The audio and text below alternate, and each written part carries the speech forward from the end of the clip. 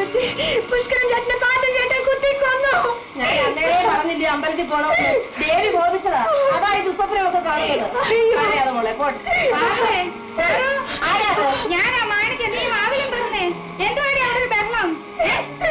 നീ ഒന്ന് പറഞ്ഞേ, വാതിലും പറഞ്ഞേ. എന്താ ബഹളം? ഓ ഒന്നുമില്ലെന്ന്. എന്താ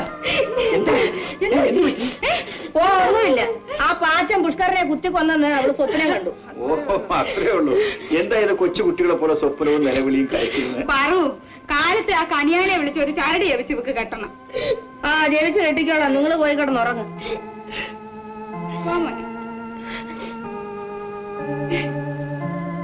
കിടന്നുറങ്ങടി.